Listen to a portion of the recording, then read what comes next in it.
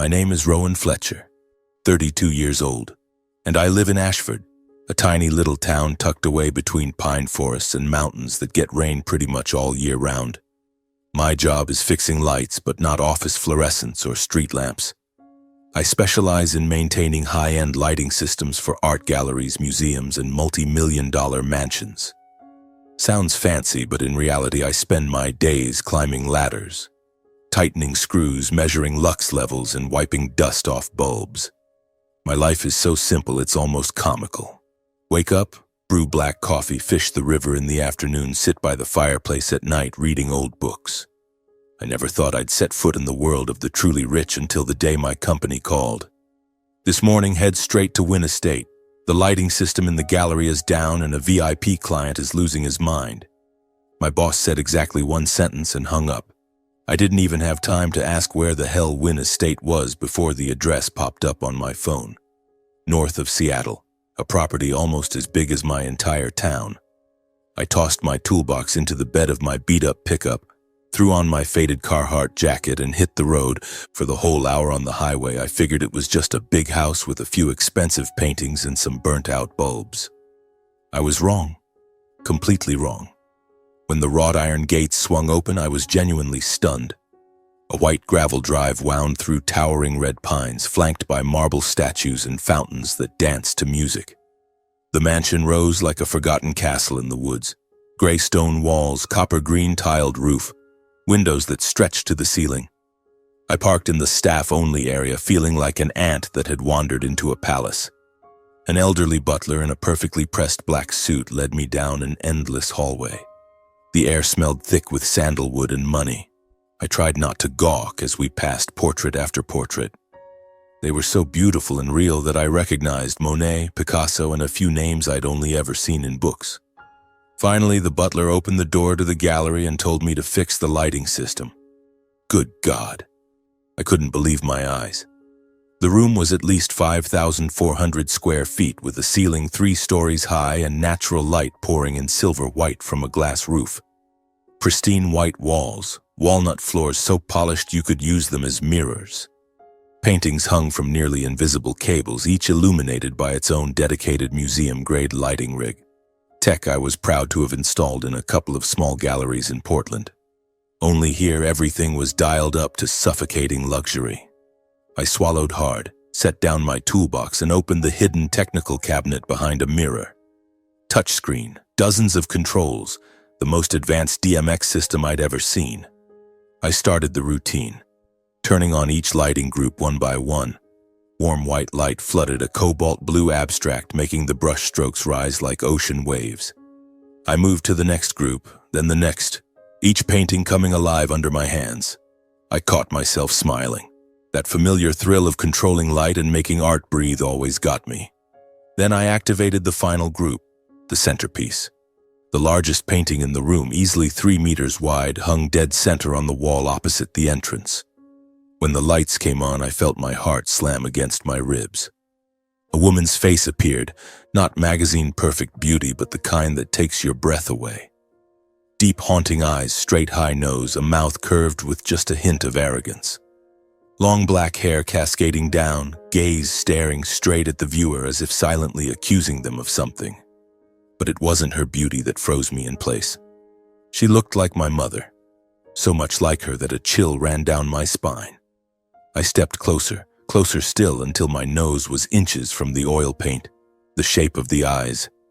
Yes, the same slightly upturned single eyelids my mother had when she smiled. The curve of the mouth exactly like when she used to tell me fairy tales as a kid. The high bridge of the nose, the way the nostrils flared, identical. Only this woman was much younger than my mother is now, barely over 30, and her eyes, cold, powerful. Like a queen looking down on her subjects. I shook my head hard, cursing myself for being an idiot. How could it be?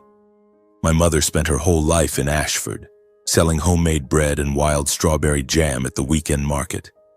She'd left Washington State maybe twice in her life. This had to be a coincidence. But my heart was still racing, my hand trembling as I reached out and lightly touched the heavy gold frame. "What are you doing?" A low, ice-cold voice came from right behind me. I jumped, nearly dropping the remote. A man stood in the doorway. Old, probably pushing 70, but tall and straight-backed. Close-cropped silver hair, an expensive gray suit tailored to a still powerful frame. Steel blue eyes that cut like glass, yet laugh lines at the corners.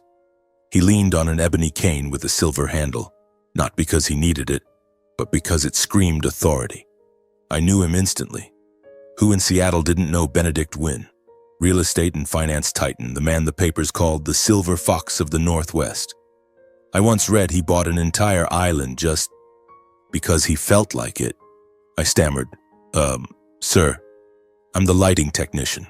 Lightcraft sent me to service the system. He didn't answer right away. He just stared, looked straight through me, then slowly walked in. Every tap of his cane on the floor echoed like a gunshot. He stopped in front of the painting and looked up at the woman for a long, long time. So long it felt like the rest of the world disappeared and only the two of them remained. I stood frozen, barely breathing. Finally he spoke, softly but clearly. This was a gift for my wife when she was young. I nodded frantically and was about to go back to work when my mouth opened before my brain could stop it. She looks a lot like my mother, sir, when my mom was younger. Really looks like her. I bit my tongue. Why the hell did I say that? Idiot. But it was too late. Benedict Wynn's face suddenly went ashen. I saw the veins stand out blue beneath the thin skin at his temple. His hand gripped the cane so hard his knuckles went white. The cane trembled just a little, but enough. He opened his mouth as if to speak, then clamped it shut. Those steel blue eyes flashed with something raw, panic, like someone had just stabbed him in the heart. Sir, are you okay? I managed. He didn't answer. He turned sharply and walked out fast, so fast all I saw was the gray suit disappearing through the door. The frantic tap, tap, tap of the cane faded down the hall and vanished. I stood there in the vast cold room, heart pounding like it wanted to escape my chest. The strangest feeling of my life. Fear, curiosity, and pity. Pity for the most powerful man in Seattle, trembling because of one careless sentence from me. I finished the job in a daze, turned off the lights, double-checked everything, locked the cabinet. But the whole time my mind kept circling back to the woman in the painting and the only photograph my mother still keeps of herself young, the one she hides in the kitchen drawer. On the drive home to Ashford, the sky poured rain that matched my mood. Gray, heavy, restless. I turned on the radio but couldn't listen. Something felt wrong. Very wrong. I had no idea that day was only the beginning of a secret buried for over 30 years. And it was about to drag me and my mother into a storm none of us saw coming. 3 days passed, and I worked like a zombie, fixing lights at a small gallery in Tacoma, replacing ballasts at a museum in Olympia. But my mind kept circling back to the silver-haired man in that painting. I didn't dare tell my mother. She's always been sensitive. Whenever I asked about her past, she'd get terrible migraines, so from a young age I learned to stay quiet. But this time, silence was torture. I dreamed the painting came alive. The woman stepped out of the canvas, called me in my mother's voice, then morphed into Benedict Wynn, cane in hand, eyes red and staring at me like I was a ghost. Wednesday morning I was sitting in the office, which was really just a converted old warehouse reeking of bulb oil and burnt coffee, when the secretary knocked timidly. "Rowan, someone's here to see you." "Who?" She swallowed hard and whispered, Mr. Benedict Wynn. He's waiting in the lobby and says he has to talk to you." I nearly dropped my coffee. I walked down the hallway feeling like my feet weren't touching the ground. There he was, sitting on the cheap plastic waiting room chair, his expensive gray suit glaring against the peeling paint and cardboard boxes. He looked smaller than before, shoulders slightly hunched, dark circles under his eyes like he hadn't slept in days. The ebony cane rested across his knees, both hands gripping it tight. When he saw me, he stood immediately, voice hoarse. "Rowan, I'm sorry for showing up like this. May I speak with you for a moment?" I nodded like a robot and led him to the meeting room. Really just a rickety wooden table and 4 plastic chairs. He sat down and exhaled as though a ton of bricks had just fallen off his chest. I haven't stopped thinking about you for the past 3 days, he began, voice low and trembling. About what you said in the gallery. About your mother. I swallowed. I'm sorry if I said something wrong that day. No. He raised a hand to stop me, eyes locked on mine. You didn't say anything wrong. On the contrary, you were right. So right that I haven't slept. He paused for a long time, searching for words. I saw his throat working. I want to meet your mother, he said almost in a whisper. Whatever it takes. My jaw dropped. Meet my mother? Why, sir, are you sure? I have never been more certain of anything in the last 33 years. He looked at me, those steel blue eyes now bloodshot and glistening. You don't understand, Rowan, but I'm begging you. Please take me to her.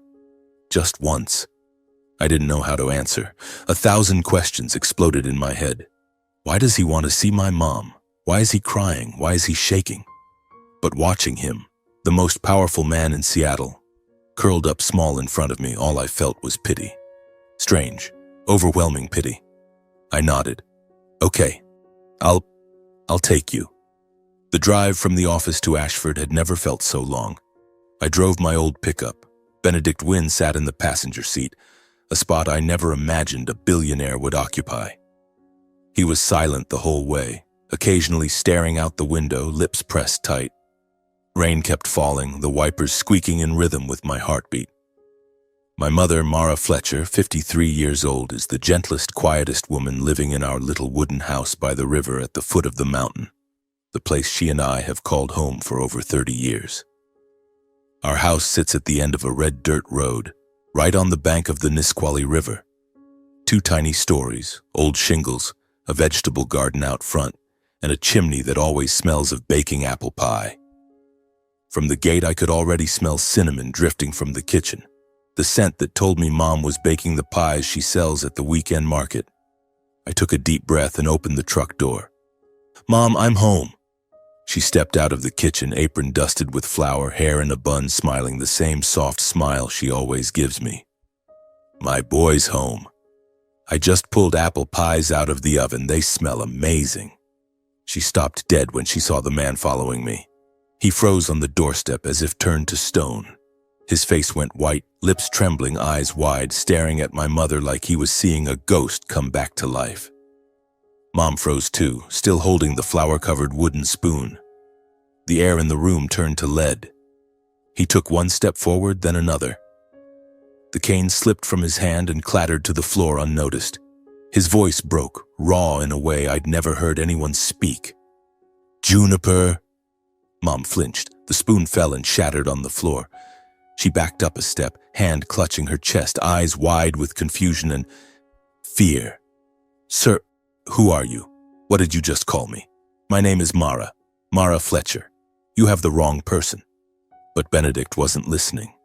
He took another step, tears already streaming down his wrinkled cheeks. Juniper, is it really you? You're alive. Mom kept backing up until her back hit the kitchen table, face ashen. I don't know what you're talking about, son. Who is this man? Before I could open my mouth, Benedict dropped to his knees, literally both knees hitting the wooden floor, hands shaking as he reached out but didn't dare touch her. Juniper, it's me, Benedict. Benedict Wynne. Don't you remember me? You disappeared. I looked for you for 33 years. Mom shook her head frantically, voice rising in panic. I don't know you. I've never met you. What are you doing in my house? Rowan, who is he? I stood rooted between them, not knowing what to do. My heart was pounding so hard I thought it would burst. Benedict kept trying, voice shaking. Juniper, you vanished over 30 years ago. I searched everywhere. Don't you really remember? We were in love. We were going to get married.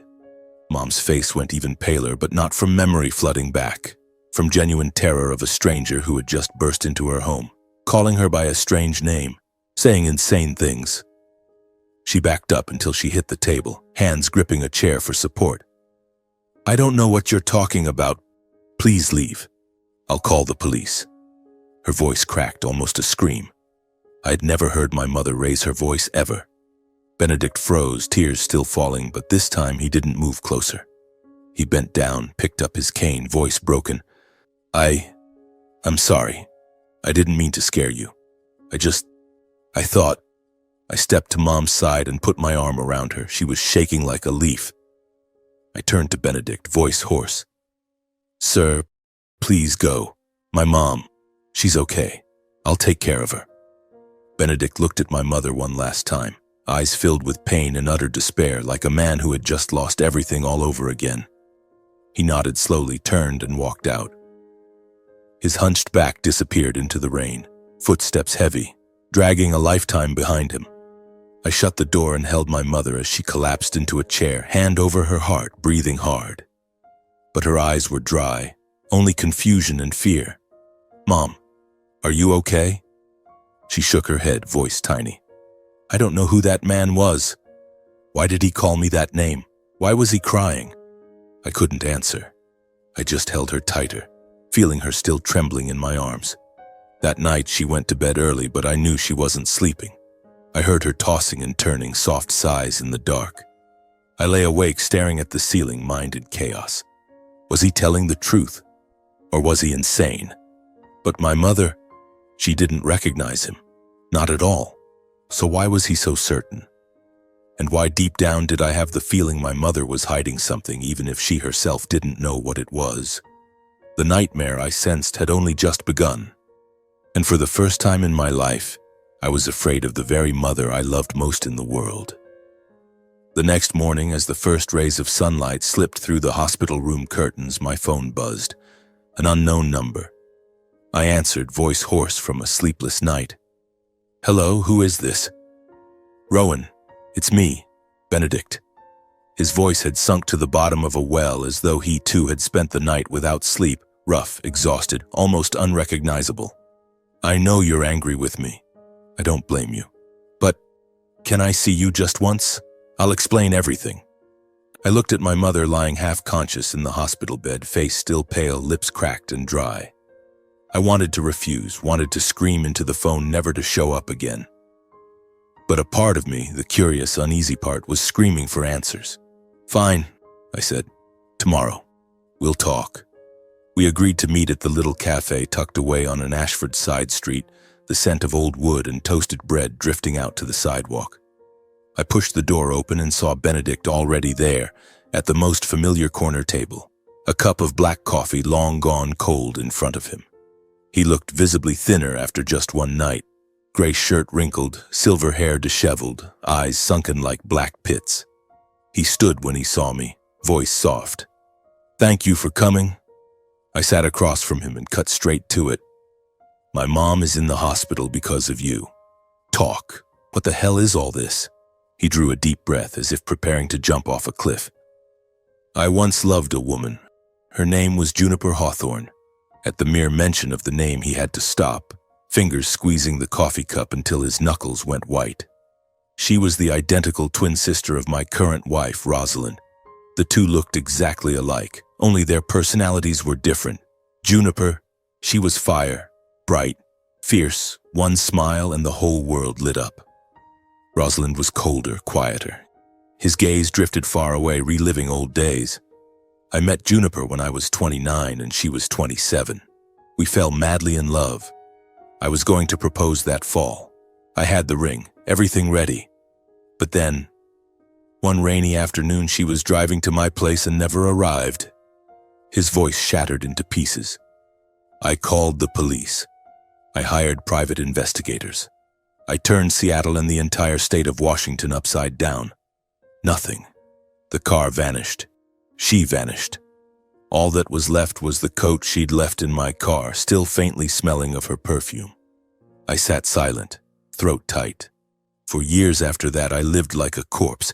I drank, I went mad, I nearly lost everything. The only person who stayed by my side was Rosalind. She took care of me, ran the company for me, wiped my tears every night. Eventually, I married her.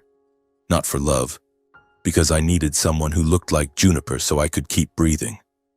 Because I couldn't bear losing her completely. He lifted his eyes to me, red-rimmed. The painting in the gallery. I painted Juniper from memory more than 30 years ago. When you said your mother looked like her, I thought I was dreaming. Rowan, your mother is Juniper. I'm absolutely certain. The world spun. The entire cafe shrank until all I could hear was my own heart pounding. But my mom's name is Mara. She's lived here for over 30 years. She doesn't remember anything. Benedict nodded slowly. I know.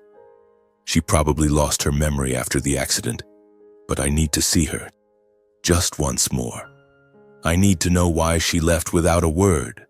I need to close this door, no matter how it closes. He reached across the table and grasped my hand. His was ice cold and trembling.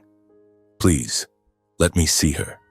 I looked into the eyes of a man who had carried this pain for half his life, and I nodded. I never imagined I had just opened a different door, one that led straight to hell. The days that followed were the longest of my life. Benedict started coming to the house regularly. No luxury car, no bodyguards.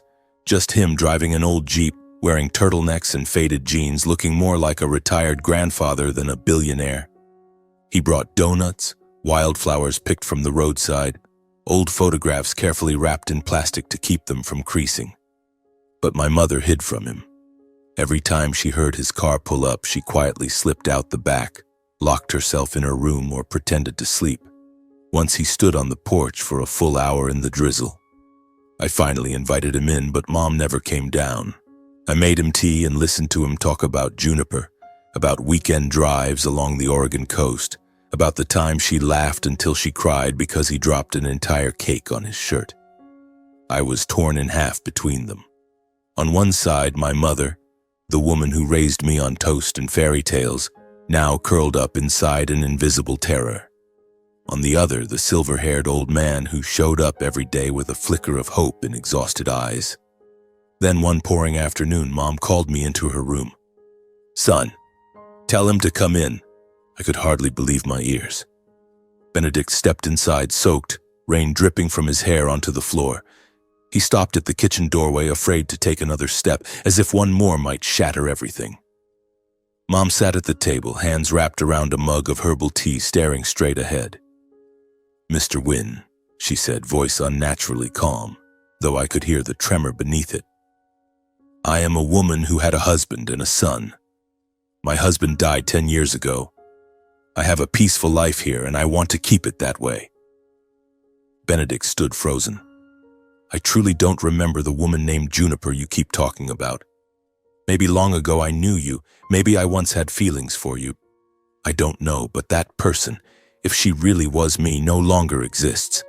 For more than 30 years I have lived here as Mara Fletcher, Rowan's mother, and that is the only life I know. Please respect that. He opened his mouth, but no words came. Mom continued, voice soft yet sharp as a blade. Please don't come here anymore. Don't bring the past to destroy my present. I'm begging you. The air in the kitchen was so heavy I could hear every raindrop on the roof. Benedict bowed his head for a very long time. Then he nodded, slowly, like a man whose spine had just been pulled out. I understand, he said, voice raw. I'm sorry for disturbing you. I won't come back. He turned and walked out, shoulders hunched under the rain. I ran after him, wanting to say something, but he only raised a hand to stop me. Let her be, Rowan. She's chosen her new life. I'm just the past. He climbed into the Jeep and drove off without looking back, disappearing around the bend in the downpour. I went back inside. Mom sat motionless, the tea long cold in her hands. She wasn't crying. She just stared out the window where the rain kept falling. I stood behind her, wanting to hug her, but not daring to. Because for the first time I realized my mother no longer knew who she was. And that feeling hurt more than anything I had ever experienced. In the weeks that followed, our house sank into a heavy silence. Mom still got up early to bake, still weeded the garden, still smiled at me every morning, but that smile was as fragile as the sugar glaze on sponge cake. One light touch and it would shatter. She never mentioned Benedict again, never asked if he had come back. It was as if, by never speaking of it, the whole thing would simply disappear. But I couldn't stop thinking. I began watching Benedict from a distance. He truly never came to the house again, yet I still saw him. He would park 2 streets away in his old Jeep and just sit there, staring toward our kitchen window.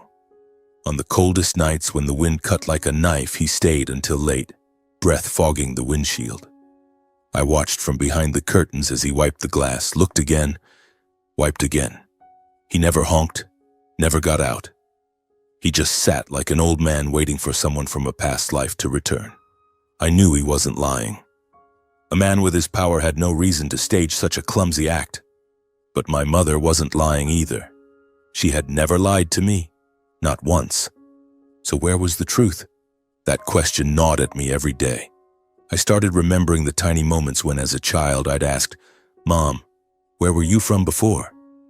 She would only smile, pat my head, then suddenly clutch her temples in pain. My father, the gentle man who died 10 years ago, would pull me outside and whisper, "Don't ask your mother about the past, son. It gives her terrible headaches." I was little, so I obeyed. Eventually, I stopped asking. Now, looking back, I wanted to slap myself for being so stupid. The unease grew until I couldn't sleep. I lay in bed listening to the Nisqually River rushing outside, the wind whistling through the cracks, and I knew I had to do something. I couldn't keep pretending everything was normal. I started investigating, alone. First, old Mrs. Gladys at the general store. She's so old she needs a cane, but her memory is sharp as ever. "Oh, your mother wasn't from around here," she said, chewing gum, squinting at me. I remember it clear as day. One stormy night, your dad carried a soaking wet woman up from the riverbank, covered in blood. He was shouting for help. I was young then, ran out to see. Lord, she was beautiful, like an angel fallen to earth. But her face was bruised, her head split open. I swallowed hard. Then what?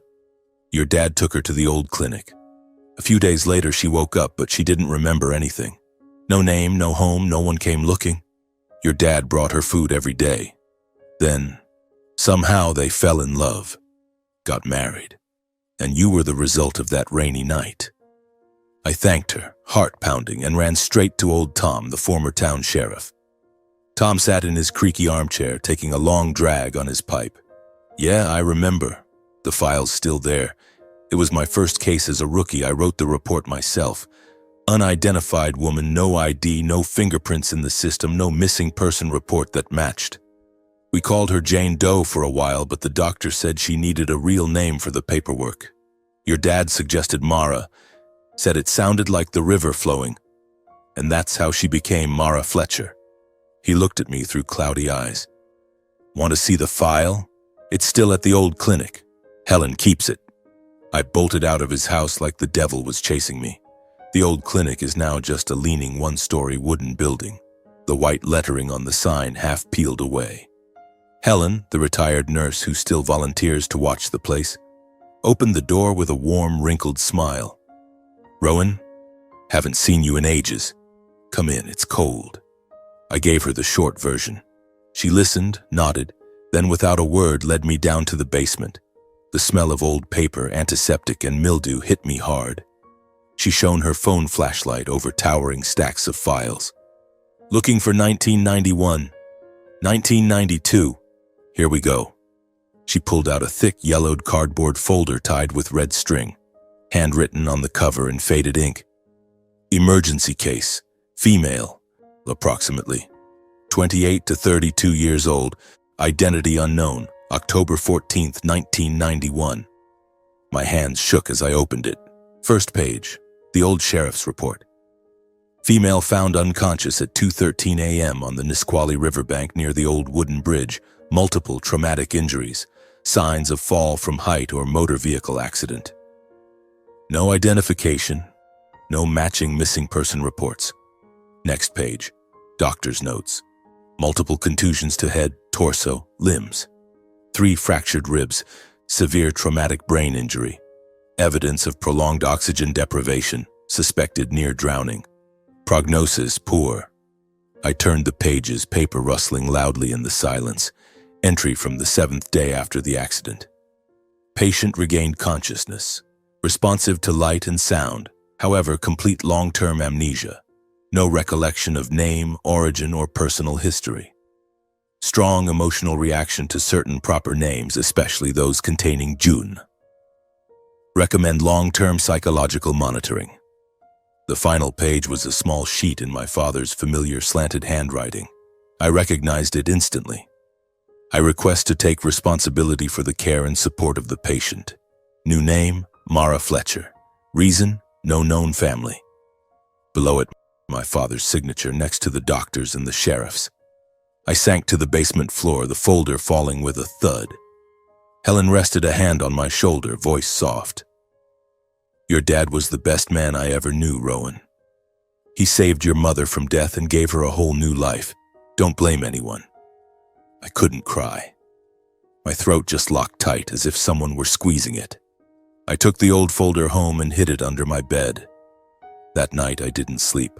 I sat by the window staring at the river, watching the black water rush under the moon. More than 30 years ago, my mother, or Juniper, had washed up here, nameless, memoryless, nearly dead. My father saved her, gave her a new name, loved her, gave her a son.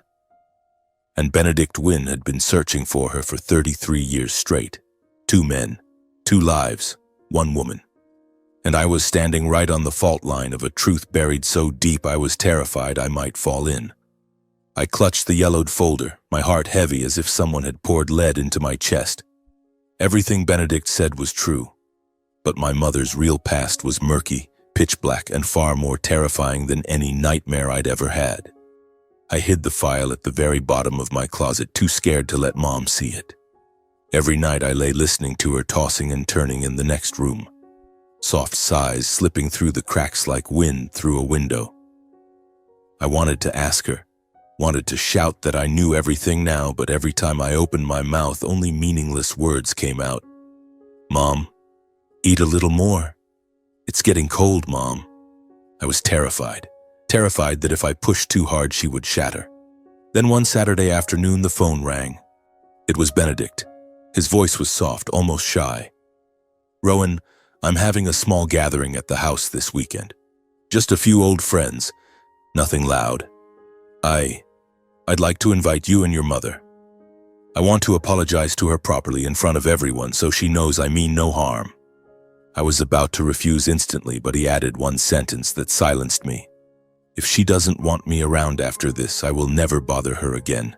Just this once, I told Mom.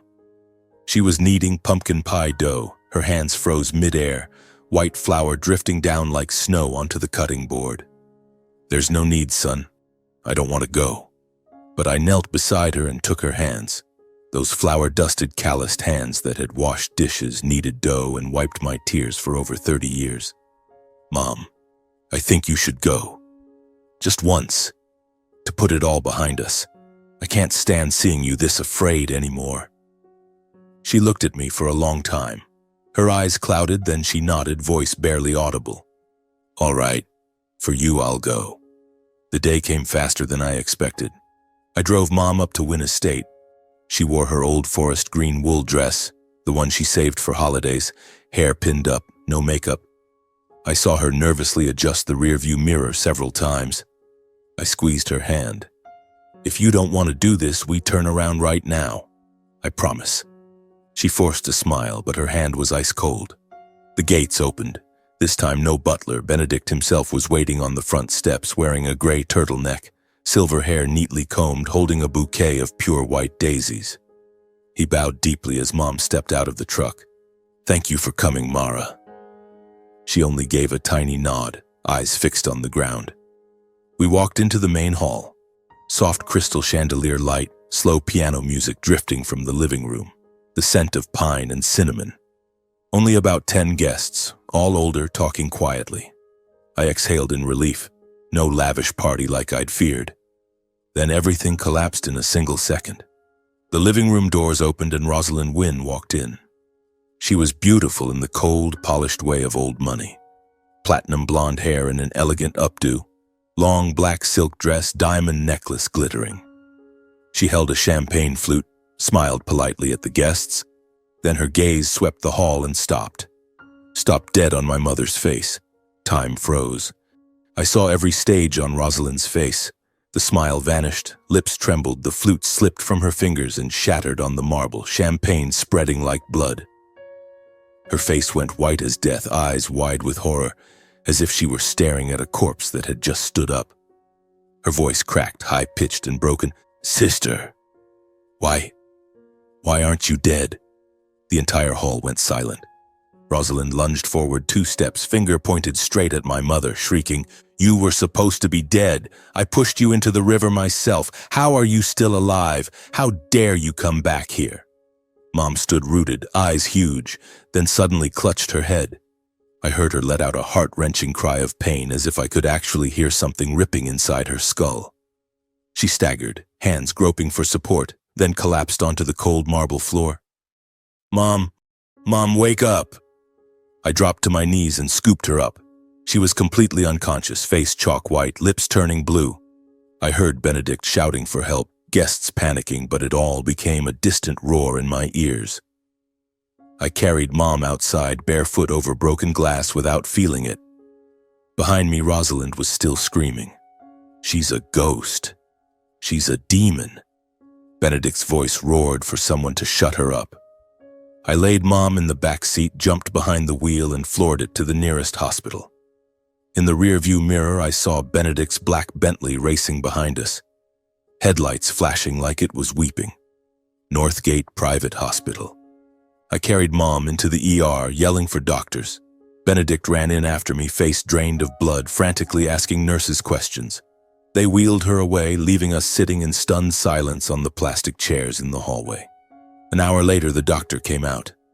Not life-threatening, but an extremely severe psychological shock. She needs complete rest. Avoid all strong triggers. I nodded, throat too tight to speak. When I entered the room, Mom was sitting by the window, fluorescent light falling on her deathly pale face. She stared out at the drizzling rain, eyes sunken, unblinking. I whispered, "Mom, you're awake." She turned, but those weren't my mother's eyes anymore. Empty, distant, like a soul had left the body. Benedict stepped in behind me, voice trembling. Mara, I'm so sorry. I never imagined Rosalind would. I didn't know." Mom looked at him. Just looked. No anger, no fear. Only cold, faraway emptiness, as if she were gazing at a stranger from another life. He bowed his head and backed out. The days that followed were hell. Mom came home, but she was no longer herself. She spoke little, smiled less, often sat for hours by the window staring at the river, clutching Dad's old wool scarf. Some evenings I came home and found her whispering to the empty air, "Juniper, who is Juniper?" Then falling silent the moment she saw me. I asked. She only shook her head with a forced smile. "I'm fine. Don't worry."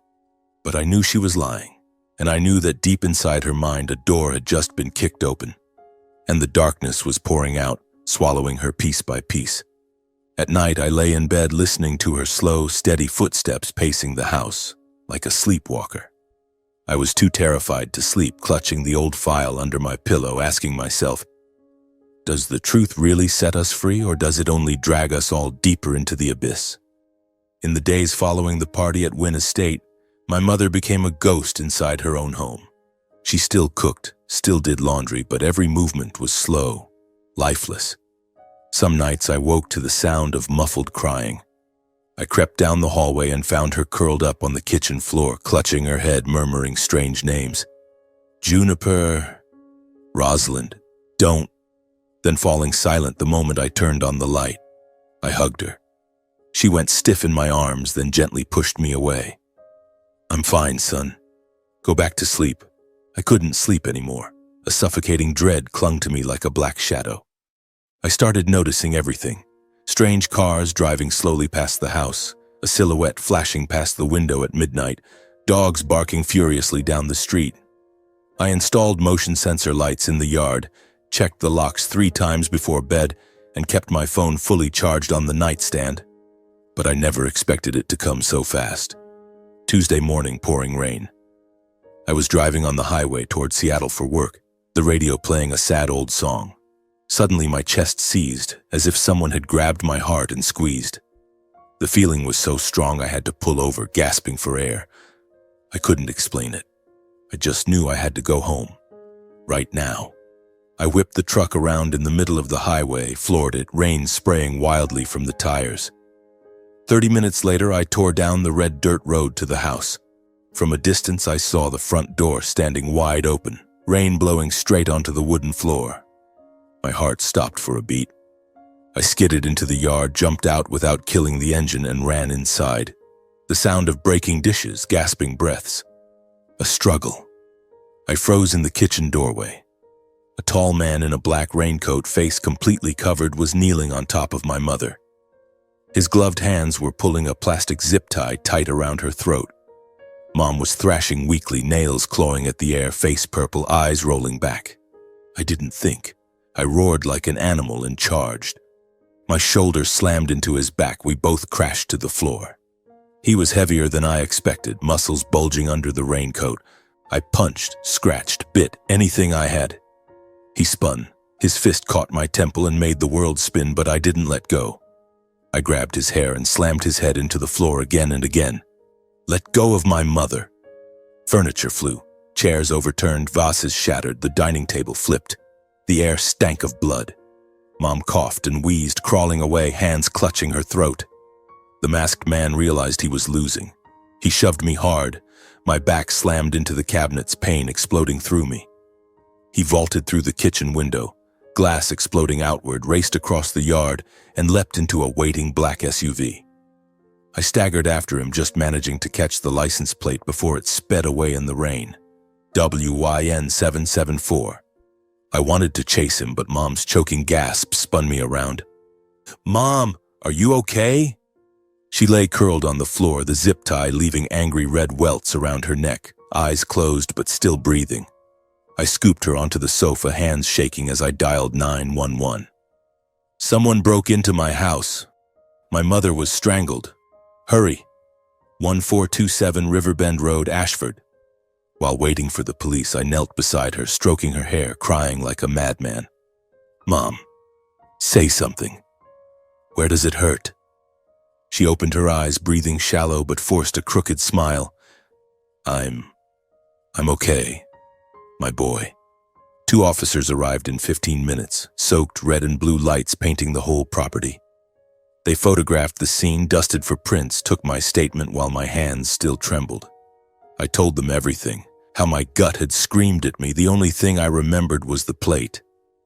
When they left, the house sank into a deathly silence, only the rain drumming on the roof and Mom's faint breathing. She sat on the old sofa, staring at the blood-smeared, glass-strewn floor for a long, long time. Then she lifted her head and looked at me. For the first time in weeks, her eyes were no longer empty. They blazed with pain and a resolve I had never seen before. Rowan, sit down. I have to tell you the truth. I knelt beside her and took her hands. She drew a deep, shuddering breath and began, voice trembling but clear as if tearing 30-year-old memories out of her skull piece by piece. I was Juniper Hawthorne. I fell in love with Benedict at first sight. We were going to get married. But Rosalind, my identical twin sister, was obsessed with him. She was insanely jealous. She made up lies, accused me of cheating, made Benedict doubt me. The day I drove to meet him to clear everything up, Rosalind followed me. She cut me off on the bridge. We fought, horribly.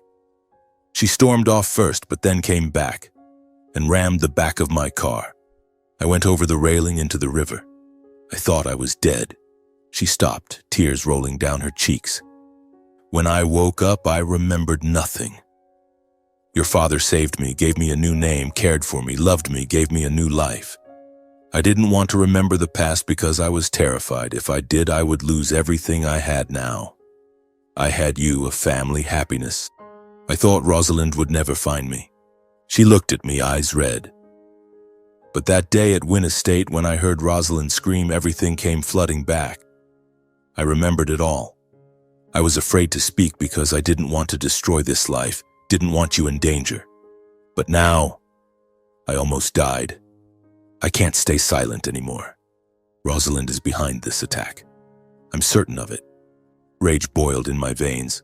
I shot to my feet and roared, I'm calling the police right now. She's going to pay. Mom gripped my hand hard, voice firm. No, we have no proof. And my sister, she's rich, powerful. She'll deny everything. You'll be in danger. Let me think first. I clenched my fists until my nails drew blood, not even noticing. I nodded, but inside the anger was a wildfire. She was right, but I also knew this wasn't the end. This was only the beginning of the real nightmare. After that night, I never left my mother alone again. I took indefinite leave from work, installed cameras everywhere, and slept with a folding knife under my pillow. Mom, on the contrary, grew calmer in a way that terrified me. She no longer sat staring blankly out the window. She cleaned the house, cooked old familiar dishes, even smiled at me, but that smile was cold, like someone who had decided to walk straight into fire. 3 days after the attack, I knelt in front of her. Mom, we can't keep hiding.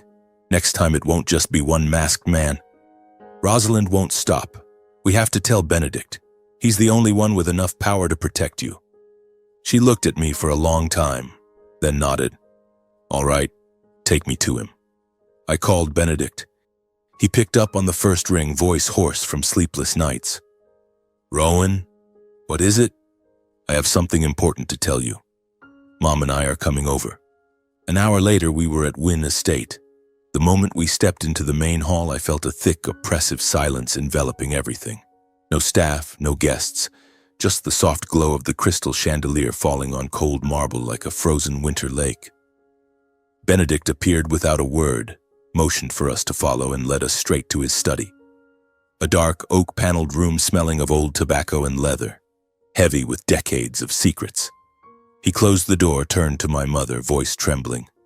Mara, are you all right? The attack. Rowan told me. Mom cut him off. She took one step forward, stood directly in front of him, and looked him straight in the eye. Benedict, she said, voice steady, unshaking. I remember everything now. The world stopped. Benedict froze. His face went ashen, lips moving soundlessly. Then he staggered back a step, hands reaching out as if to touch her, but afraid she would vanish. Tears welled up and rolled down his wrinkled cheeks. Juniper, you really remember? Mom nodded. Yes, I remember everything. I remember you, the afternoons on Cannon Beach, the ring you hid in your coat pocket, the rainy night on the Nisqually Bridge, and how Rosalind pushed me into the river. Benedict broke. He collapsed to his knees, wrapped his arms around her as if she might dissolve, and sobbed, deep, wrenching sobs that echoed through the huge room. The cries of a child who had lost his mother for 33 years and just found her again. Juniper, I'm sorry. I'm so sorry. I searched for you all these years. I thought you were dead. Mom stroked his hair gently, but her eyes stayed dry. She let him cry for a long time, then softly pushed him away, voice still calm. Benedict, listen to me. 3 days ago, Rosalind hired someone to kill me. The second time. Benedict's face changed instantly. He rose, eyes blazing with a fury I had never seen in a 70-year-old man. Son, show him the license plate. I held up my phone. Photo of WYN 774. Benedict stared, knuckles turning white as he gripped the phone. His voice dropped to ice. Fine. Leave the rest to me. Within 24 hours, Wynn Estate became a war room.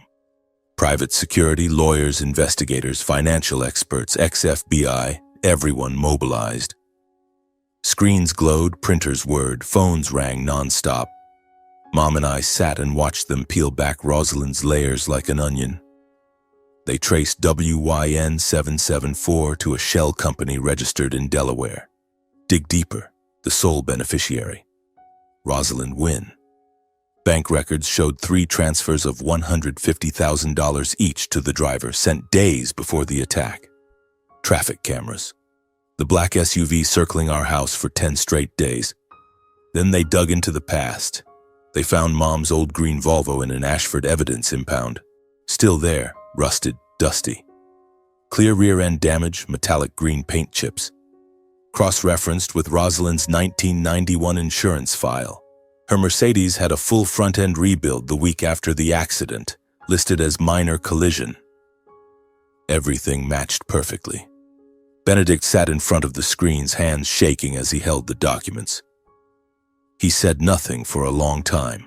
Then, in a broken whisper, "I slept next to a murderer for 33 years.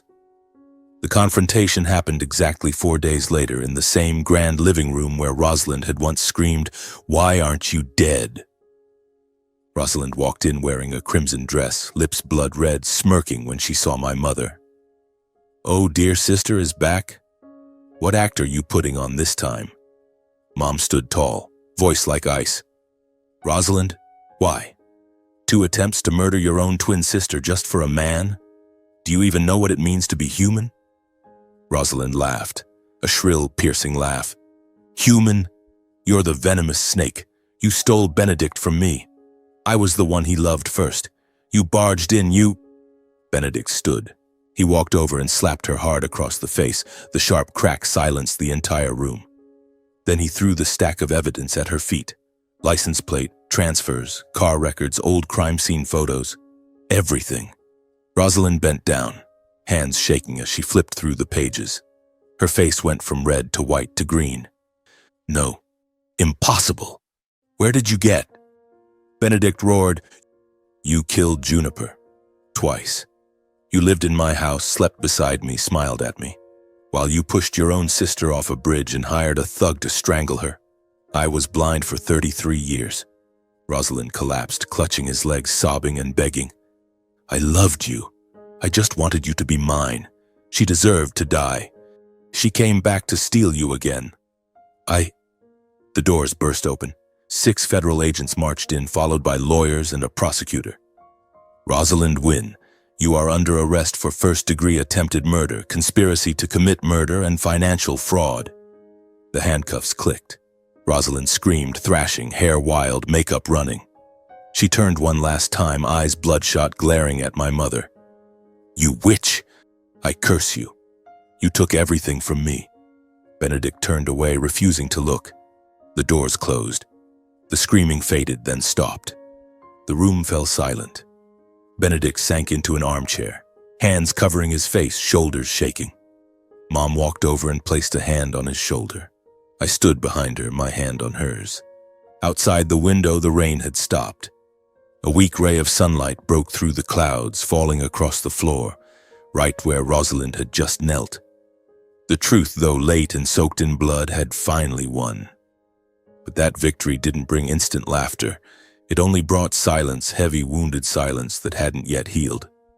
The trial lasted 6 straight weeks, turning the Seattle federal courthouse into a media circus. Every morning I drove Mom there.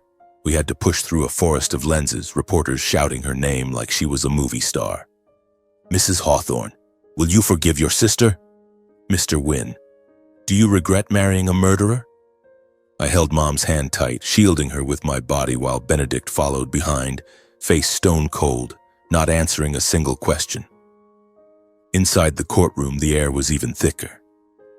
Rosalind sat in the defendant's chair, still trying to keep her initial haughtiness. Hair in a high bun, elegant black dress, blood-red lipstick. But by the 3rd day, the mask began to crack. Benedict's lawyer, a tall, thin man with a voice sharp as a blade, presented the evidence one by one. Bank transfers, the license plate from the attack, the 1991 insurance file, and the green Volvo pulled from the Nisqually River, still bearing the clear rear-end dent and flecks of metallic green paint. At first, Rosalind sneered, calling it all fabrication and slander. But when photos of her Mercedes after its full front-end rebuild appeared on the giant screen, she started shaking. When the witness, her former bodyguard Marcus Hale, took the stand and testified that Rosalind herself had paid him to take care of the woman in Ashford, she leapt to her feet and shrieked, "Traitor! I paid you to kill her, not to sell me out." The courtroom erupted in gasps. The judge pounded the gavel. I sat there, face white, nails digging into the armrest until they drew blood. Mom testified in week 4. She walked to the stand in her old forest green wool dress, hair in a low bun, no makeup. She recounted the rainy night on the bridge, voice calm, clear, never once looking at Rosalind. When she said, "I heard my own sister laughing as my car went into the water," the entire room fell dead silent. I saw Rosalind's head drop, shoulders trembling. I couldn't tell if it was crying or rage. Sentencing day came on a freezing November morning. The judge, an older woman with stern eyes, read the verdict without emotion. Rosalind Wynn, the court finds you guilty of first-degree attempted murder in 1991, conspiracy to commit murder in the current year and related charges. Sentence: 28 years imprisonment, no possibility of parole. The gavel fell like thunder. Rosalind jumped up one last time, screaming like a madwoman, "I'm not guilty. She stole everything from me." 2 officers forced her down, cuffed her, and dragged her away. She turned one final time, eyes burning with hatred and fear, toward my mother. I hugged Mom. She didn't cry. She only whispered, "It's over, son." After the trial, Benedict moved fast and decisively. He filed for divorce that same week. He revoked every asset ever transferred to Rosalind. Houses, shares, trusts, everything redirected to a new charity foundation named after Juniper Hawthorne. He held an outdoor press conference. No microphone, no theatrics. He simply stood in front of hundreds of cameras, bowed deeply, and said, "I was blind for 33 years. I let the woman I loved suffer and kept a murderer by my side. I am sorry to Juniper, to Mara, and to everyone hurt by my stupidity." He answered no questions. He just turned and walked away. A month later, he sold Wynn Estate. He bought a tiny wooden house 1 dirt road away from ours, right by the river. Old shingles, mossy roof, wild vegetable garden, rotting fence. He fixed it himself, hammering nails, painting walls, planting young pine trees. I'd come home and find him in an old t-shirt and muddy jeans, hands scratched and bleeding, but his eyes bright every time he finished something small. He started coming by our house every day. No fancy clothes, no expensive gifts, just a simple lunchbox or a warm bag of pastries from the town bakery. He fixed Mom's fence, changed burnt-out bulbs, chopped winter firewood. Some evenings I'd come home and find him on his knees in the garden, hands caked in dirt, planting more white daisies, the flowers Mom loved when she was young. At first, Mom kept her distance. Polite thanks, then the door closed. But gradually she left the door open. Let him sit at the kitchen table, drink the herbal tea she brewed. Let him talk about the old days, voice rough with emotion. He asked for nothing. He just stayed close quietly, as if saying, "This time I'm not going anywhere." Then one late autumn evening, the air crisp, pine needles covering the yard, we sat in our little kitchen. The old familiar smell of baking apple pie and crackling firewood in the stove. Benedict had brought a bottle of red wine from his old cellar, but none of us touched it. We just sat drinking tea, listening to the river outside. Mom looked at him for a long, long time. Then she set her cup down, hands trembling. "Benedict, there's something I've never told anyone, not even Rowan." He looked up, eyes worried. "Tell me, I'm listening." Mom took a deep, shaky breath. That year, when the accident happened, I was pregnant, almost 3 months. Time stopped. Benedict froze. His face went white, fingers clenching until the knuckles were bloodless. He stared at Mom, then at me, then back at Mom, eyes wide with disbelief. You're saying, the baby?" Mom nodded, tears finally falling. "Rowan is your son." I felt the world shatter around me, then slowly piece itself back together into something completely new. I looked at Mom. I looked at him. At the woman who raised me on toast and fairy tales. At the man who had searched for her for 33 years. Who had wept in front of me. Who had knelt in the rain just to watch her from afar. My father, the gentle man who saved her, gave her a new name, loved her unconditionally, had been gone 10 years. But this man was the one who gave me life. Benedict stood swaying like he was drunk. He stepped toward me, hands shaking as he reached out, then stopped midair, afraid I would vanish. "Rowan, son, you're my son?" I couldn't speak. I just nodded, tears spilling over. He pulled me into his arms. A strong, warm embrace that smelled of pine and salt tears. I felt his old heart pounding wildly against my chest. Mom stood, walked over, and the three of us held each other in that small kitchen under the warm yellow light. Tears flowed freely, but this time they weren't bitter. They were sweet, full of joy, overflowing. Outside, the autumn wind blew gently, carrying the scent of pine and river water. After 33 years of darkness, we had finally found the light. A year passed like the blink of an eye. My mother, Mara Fletcher, or Juniper Hawthorne, depending on which memory called her more strongly, recovered like an ancient tree struck by lightning, yet stubbornly turning green again. Her memories returned little by little. The smell of coffee Benedict used to brew when they were young, the bright laughter of 15-year-old Rosalind, and the husky singing voice of my late father, the man who had passed away, as he sat by the fireplace lulling me to sleep. The headaches vanished completely. She laughed more, slept better, and for the first time in many years, she could look straight into the mirror without seeing a stranger. I was different. I was no longer just learning to live with myself. I started working at Wynn Global Holdings, but not in some fancy Seattle office. Benedict gave me a small project, converting the lighting systems for the entire chain of art museums he sponsored. The job took me all over the Northwest, climbing ladders, measuring lux, calculating light angles. Exactly my specialty. He didn't play favorites or interfere. When he handed me the contract, he said only one thing: "Do it well, and you stay. Do it poorly, and you're out. I don't raise my son on handouts." I grinned, signed, and threw myself into it like a madman. 6 months later, the project finished 2 weeks early and 30% under budget. He just nodded, clapped me on the shoulder. "Good work, son. Now come home for dinner." Benedict changed the most. He sold nearly all his Seattle properties, keeping only enough to live comfortably and give to charity. The little wooden house next to ours is now properly fixed up. White paint, red tile roof, neat vegetable rows, brand new pine fence. He cooks for himself, does his own laundry, drives his old Jeep to the market at 5 in the morning. He stops by our house every single day without fail. Some days he brings his toolbox and quietly fixes the squeaky window Mom has complained about forever. Some days he sits in the kitchen helping her knead bread dough, hands covered in flour, grinning like a kid. Some days he takes me fishing at the old bend in the river. Just the two of us, saying little, listening to the water and the birds. His love for Mom is no longer the wild flame of youth. It's more like the Nisqually River outside, deep, slow, and never running dry. He doesn't ask her to call him darling like before, doesn't ask her to wear the green dress from long ago.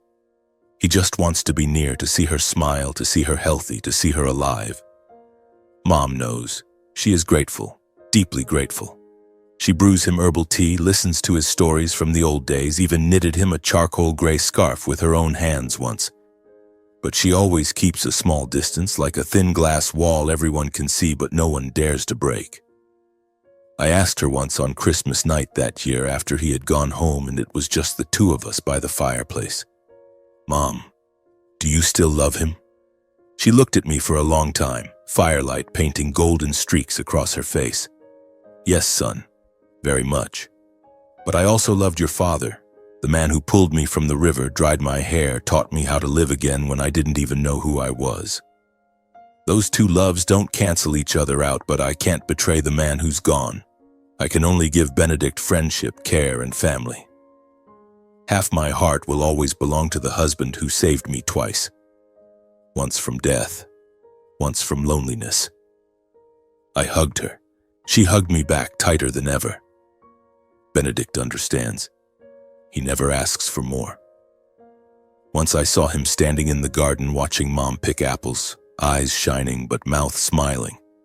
Later he whispered to me, "All I need is to see your mother healthy and happy. Whatever years I have left, I'll spend making up for the past, even if all I can do is stay close." I have never seen such patience. I changed too. I'm no longer just Rowan Fletcher, the quiet guy from a small town. I learned to call him Dad naturally, to listen to his business stories without getting bored, to say proudly to colleagues, "My father is Benedict Wynn." I still fix lights, Still love the smell of bulb oil and old wood, but now I have a father to share things with, to ask advice from, to lean on when I'm tired. Some evenings I come home and the three of us sit around the table. Mom's old beef stew, Dad telling a joke from decades ago that makes her laugh until tears come, and me in the middle looking at these two gray-haired people and feeling impossibly lucky. I have two fathers, one who gave me life, one who gave me a life. I have a mother strong enough to rise from ashes twice, and now we have each other. Not perfect, not loud, but real and lasting. One summer afternoon the following year, I stood on the old wooden bridge over the Nisqually River, the exact spot where Mom went into the water 35 years ago. The current was still strong, but now the water was clear, sparkling in the sun. I tossed a stone in and watched the ripples spread and fade. Benedict walked up beside me holding 2 cold beers. "What are you thinking about, son?" I smiled and took one. "I'm thinking, if Mom hadn't washed up here that night, if Dad hadn't saved her, if you hadn't found her, we wouldn't have today." He motioned for me to sit on the bridge railing. We dangled our legs over the edge, river breeze cool against our faces. "Fate can be cruel," he said, voice low and warm. "But it's also fair. It took 33 years from us, but it gave us the rest of our lives in return. And I'm not wasting a single second of what's left." I clinked my bottle against his. In the distance, Mom stood on the riverbank in a white dress fluttering in the wind, holding a bouquet of white daisies. She waved at us, smiling radiantly. I looked at him, looked at her, looked at the glittering river, and I knew, no matter how dark the past had been, this present, this quiet, simple present, was the most beautiful reward life could ever give us. One windless autumn afternoon, golden leaves drifted down slowly like fragments of memory letting go of the branch. The three of us quietly drove to the small cemetery hidden behind the pine forest.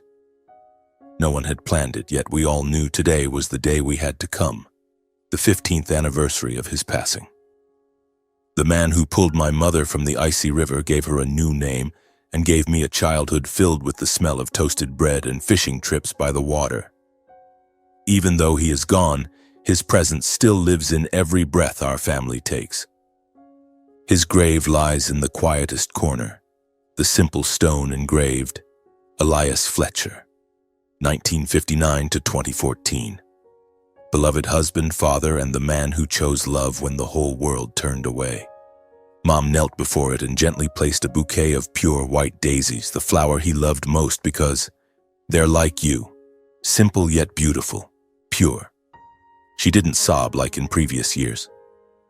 Only a few silent tears fell, soaking into the red earth. "Thank you, Elias," she whispered, voice soft but clear. "Thank you for giving me a second life, for giving me Rowan, for teaching me what love is when I no longer remembered who I was. You will forever be the most important man in my heart." I stood behind her, hand on her shoulder. Benedict stood beside me, one step back, cap in hand, head deeply bowed. He said nothing, but I knew he was saying thank you to the man who had loved and protected this family in his place for so many years. I looked at my adoptive father's gravestone, then at Benedict, then at Mom. Standing between my two fathers, one who gave me life, one who gave me a life, I finally understood what true fortune means amid pain that once seemed impossible to survive. I looked back on my own journey, from the childhood days when I only knew Mom got terrible headaches whenever the past was mentioned, to the day I walked into the Wynn Estate Gallery and saw the painting that looked so much like her it chilled my blood. From the moment Mom collapsed upon hearing the name Juniper, to the night I carried her out of the mansion amid Rosalind's screams of horror. From nearly losing her to a zip tie around her throat, to the day we watched Rosalind dragged away in handcuffs. From the second I learned Benedict was my real father, to the quiet evenings the three of us sat by the fireplace, understanding each other without needing words. I once thought those losses were the end. Now I know they were only sharp turns leading me to a different road, one of truth, forgiveness, and a love I never dared dream of. I realized Benedict's patience wasn't just love for Mom. It was silent atonement, a belated apology he thought he would never get to give. Cruel fate stole 33 years from him, but in its mercy gave him the rest of his life to make amends. I learned that memory is a vital part of being human, but losing memory doesn't mean losing the value of life. Mom lived beautifully and fully for 33 years without a past, with love, kindness, warm loaves of bread, and bedtime hugs. She proved that a person can start over from zero and still build a warm family. I learned that silence can sometimes be the greatest form of sacrifice, like the way Mom preserved her memory of Elias, refusing to let returning old love overshadow the love that saved her from death. She chose to honor the man who was gone, even though her heart still fluttered when Benedict brewed coffee exactly the way she liked it decades ago. I understood that family isn't only blood. Family is who stays when the storm hits, who never lets go even when the world collapses. Elias Fletcher saved my mother, gave her a new name, raised me for the first 19 years of my life. He didn't give me life, but he was my father in the most beautiful sense of the word. And Benedict Wynne, my biological father who had to learn fatherhood from scratch with patience, humility, and the love of a man who once lost everything.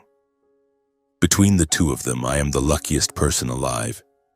I realize that truth, no matter how late it arrives, has a healing power no empty words can match. It hurts, it rips open old wounds, but it is also what stitches broken lives back into a complete picture. From my own life, I drew one simple yet profound lesson. No wound is meaningless. Every cut, every pain, every sleepless night leads us to a stronger, kinder, more grateful version of ourselves. If you are reading these words and facing your own darkness, I only want to say one small thing. Don't run so fast trying to escape it. Keep one small light with you, maybe patience, maybe kindness, maybe just one person you can trust. That light won't chase the darkness away instantly, but it will guide you through step by step until you see the light at the end of the tunnel. Forgiveness isn't about erasing someone else's guilt. Forgiveness is about freeing yourself from the invisible chains that have held you too long. And finally, I believe that loving the right person in the right way, no matter how late it comes, is always worth the wait. The way Mom waited 33 years to hear her real name spoken again. The way Benedict waited a lifetime to hold me once. The way Elias waited for Mom on that riverbank like fate itself. On a rainy night no one could have foreseen. If love is real, it will always find its way home. I stood up from Elias's grave, wiped my tears, and looked at Mom and Benedict holding hands in silence, saying nothing. A gentle autumn breeze carried the scent of damp earth and fallen leaves. I smiled. This isn't a fairy tale happy ending.